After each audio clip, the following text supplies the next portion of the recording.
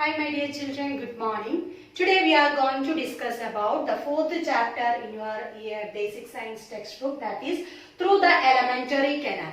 What do you mean by alimentary canal? That is digestive system. Okay, so we all know that. I think last three chapters you studied, no? So here we are discussing about the digestive system of some animals and all, isn't it? So you know that we are eating banana, isn't it? We are eating banana, and after eating the banana, what we are, that the peel of the banana normally we are giving to the cow or goat. We are not giving that peel of the banana to hen or duck or dog and all, isn't it? We are giving only to goat or cow. Why? You know what is the reason?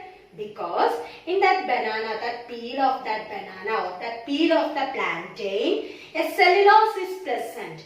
That cellulose if that goat or cow having such a type of digestive system to digest that cellulose. അതായത് കൗവിന്റെയും ഗോട്ടിന്റെയൊക്കെ digestive system എന്ന് പറയുന്നത് വ്യത്യാസമാണ്. നമ്മളെ പോലെ അല്ല, അവരുടെ digestive system വ്യത്യാസമാണ്. അപ്പം ഇതിൽ പ്രസന്റ് ആയിട്ടുള്ള ഈ പീൽ, അതായത് ഇതിന്റെ തൊലിയില്, പഴത്തിന്റെ തൊലിയില് പ്രസന്റ് ആയിട്ടുള്ള സെല്ലുലോസിനെ ഡൈജസ്റ്റ് ചെയ്യിക്കാനുള്ള കഴിവ് ഈ ഗോട്ടിന്റെയോ കൗവിന്റെയോ ഡൈജസ്റ്റീവ് സിസ്റ്റത്തിന് ഉണ്ട്. അതുകൊണ്ടാണ് നമ്മൾ ബനാന തിന്നിട്ട്, ഇല്ലെങ്കിൽ നമുക്കും അതിന്റെ തൊലി തിന്നാലോ, അല്ലെ? നമ്മൾ തിന്നുന്നുണ്ടോ? ഇല്ല. Because our digestive system is different from that of other organisms. Next, we all know that all organisms are taking food, but their mode of feeding is different, isn't it? Their food also different.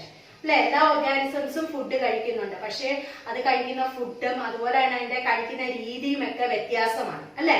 അതുപോലെ അപ്പൊ ഇവിടെ നമ്മൾ അതാണ് ഇനി നോക്കാൻ പോകുന്നത്. Here you can see the caterpillar, how the caterpillar is taking food. You know caterpillar, no?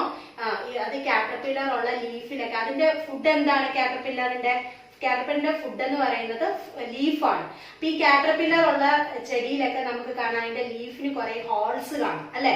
അതായത് അതിന്റെ മോഡ് ഓഫ് ഫീഡിങ് എന്ന് പറയുന്നത് നിപ്പിളാണ്. ആ നിപ്പിൾ, അത് അതിന്റെ മോഡ് ഓഫ് ഫീഡിങ് എന്ന് പറയുന്നത് നിപ്പിൾ എന്നാണ്. അതായത് അതിന്റെ അർത്ഥം എന്താണ് നിപ്പിൾ എന്ന് പറയുന്നത്?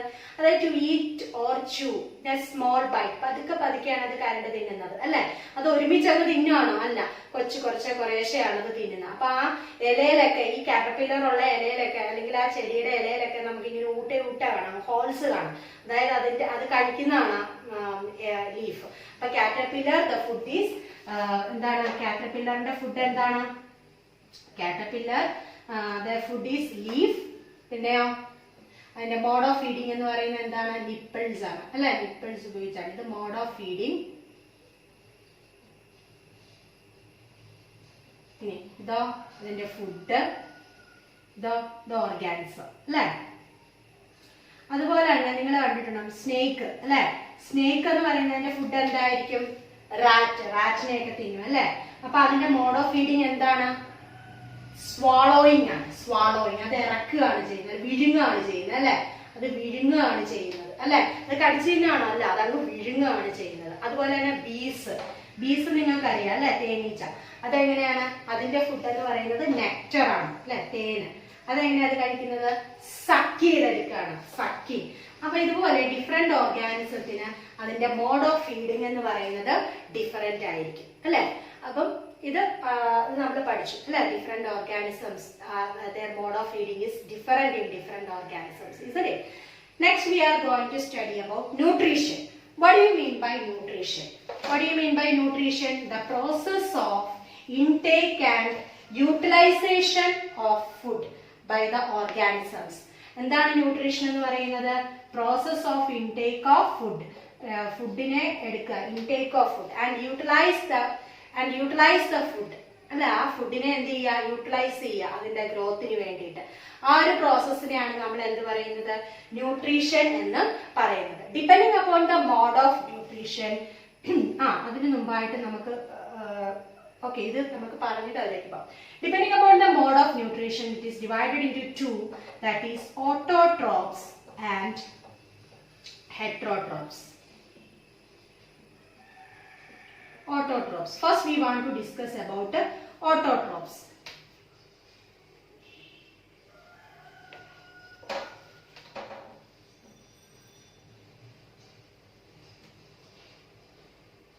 So autotrophs. We all know that all green plants are autotrophs. All green plants are autotrophs. You know what do you mean by green plants? We are taking food like that. Green plants also need food. Plants also need food. How the green plants are preparing food? Plants prepare their food. Plants also need food. So plants are preparing their food by a process called photosynthesis that you already learned in the lower classes, photosynthesis and all. Here you can see one picture. So what do you mean by photosynthesis? In the presence of sunlight and chlorophyll, plants absorb carbon dioxide and water and prepare food. After the formation of food, they release oxygen. അതായത് സൺലൈറ്റിന്റെയും ക്ലോറോഫിലിന്റെയും പ്രസൻസിൽ plants carbon ഡയോക്സൈഡും വാട്ടറും absorb ചെയ്ത് എന്ത് ചെയ്യും? Food prepare ചെയ്യും. അതിന് food prepare ചെയ്ത് കഴിഞ്ഞാൽ എന്താ ചെയ്യുക? ദേ റിലീസ് ഓക്സിജൻ. അല്ലെ? അതെന്ത് ചെയ്യും? ഫുഡ് പ്രിപ്പയർ ചെയ്തതിനു ശേഷം അതെന്താ ചെയ്യുന്നത്? അത് ഓക്സിജനെ റിലീസ് ചെയ്യും. ഈ പ്രോസസ്സിനെയാണ് നമ്മൾ എന്ത് പറയുന്നത്? Photosynthesis എന്ന് പറയുന്നത്. So you know which are the factors affecting the photosynthesis? Which are the gases which gas is used by the plant for the photosynthesis here? Yes, carbon dioxide is used. And which gas leaves out? The oxygen gas. Like oxygen gas is released out during the photosynthesis, isn't it? Photosynthesis means in the presence of sunlight and chlorophyll, plants absorb carbon dioxide and water for preparing food. After the formation of food, they release oxygen. So this is all about photosynthesis. That is why green plants are called autotrophs. Autotrophs means organisms which they can prepare their own food. ആ ഓർഗാനിസത്തിന് അവർക്ക് തന്നെത്താനെ prepare ചെയ്യാൻ പറ്റും, food prepare ചെയ്യാൻ പറ്റും. ആ ഒരു ഓർഗാനിസത്തിനെയാണ് നമ്മൾ പറയുന്നത് ഓട്ടോട്രോപിക് ഓർഗാനിസംസ് എന്ന് പറയുന്നത്. Organisms which can prepare their own food, that is called autotrophic organism. And ഇപ്പൊ നമ്മൾ പറഞ്ഞ green plants, example green plants പറയാം. അതുപോലെ തന്നെ ഹെട്രോട്രോപ്സ് എന്ന് പറയുന്നത് എന്താണ്? Some organisms, they cannot prepare their own food. They are depending on other organisms for their food. അവർക്ക് ഫുഡിന് വേണ്ടിയിട്ട് മറ്റുള്ള ഓർഗാനിസത്തിനെ ഡിപ്പെൻഡ് ചെയ്യണം. അങ്ങനെയുള്ള ഓർഗാനിസത്തിനെ നമ്മൾ പറയുന്നതാണ് ഹെട്രോട്രോപ്സ് എന്ന് പറയുന്നത്. നമ്മൾ ഹ്യൂമൻ ബീങ്സ്, നമ്മൾ എന്തിനാണ്? നമ്മൾ ഹെട്രോട്രോപിക് ഓർഗാനിസം ആണ്. കാരണം നമ്മൾ മറ്റുള്ള ഓർഗാനിസത്തിനെ ഡിപ്പെൻഡ് ചെയ്യുന്നുണ്ട്, അല്ലെ? അതായത് ഇപ്പൊ നമുക്ക് വെജിറ്റബിൾസ് വേണമെങ്കിൽ നമ്മൾ പ്ലാന്റ്സിനെ ഡിപ്പെൻഡ് ചെയ്യുന്നുണ്ട്, അല്ലെ? ഇപ്പൊ മിൽക്കോ അല്ലെങ്കിൽ ഗീയോ അല്ലെ ബട്ടറോ അങ്ങനെയുള്ള കാര്യങ്ങൾക്ക് നമ്മൾ ആനിമൽസിനെ ഡിപ്പെൻഡ് ചെയ്യുന്നുണ്ട്. ഫ്ലഷിന് വേണ്ടിയിട്ട് ആനിമൽസിനെ ഡിപ്പെൻഡ് ചെയ്യുന്നുണ്ട്. അപ്പൊ നമ്മളൊരു ഹെട്രോട്രോപിക് ഓർഗാനിസം ആണ്. അപ്പൊ നമുക്ക് ഹ്യൂമൻ ബീങ്സ് എക്സാമ്പിൾ ആയിട്ട് പറയാം, അതുപോലെ ഡോഗ് അല്ലെങ്കിൽ ഹ്യൂമൻ ബീങ്സ്, അതൊക്കെ നമുക്ക് എക്സാമ്പിൾ ആയിട്ട് പറയാം. അതാണ് ഹെട്രോട്രോപ്സ്. അപ്പൊ ഓട്ടോട്രോപ്സ് എന്ന് പറഞ്ഞാൽ ഓർത്തിരിക്കുക, organisms they can prepare their own food. അവർക്ക് സ്വയം പ്രിപ്പയർ ചെയ്യാനായിട്ട് പറ്റുന്ന ഓർഗാനിസത്തിനെയാണ് നമ്മൾ ഓട്ടോട്രോപ്സ് എന്നും. ഹെട്രോട്രോപ്സ് എന്ന് പറയുന്നത് organisms that depend on other organisms for their food, that is called heterotrophs. 2 mark question sure ആയിട്ട് ചോദിക്കും, ഇത് പഠിച്ചിരിക്കണം, വളരെ ഇമ്പോർട്ടന്റ് ആയിട്ടുള്ള ഒരു ക്വസ്റ്റ്യൻ ആണ്. അതുപോലെ തന്നെ photosynthesis.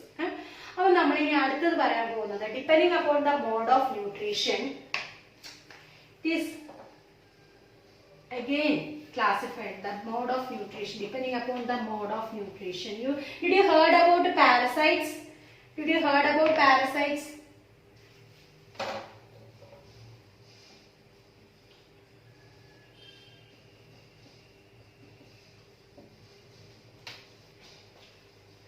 Parasites means what? Parasites means some plants, they depend on other plants for their food. Some plants depend upon other plants for their food. That is called a parasite. Parasites are again classified into total parasite and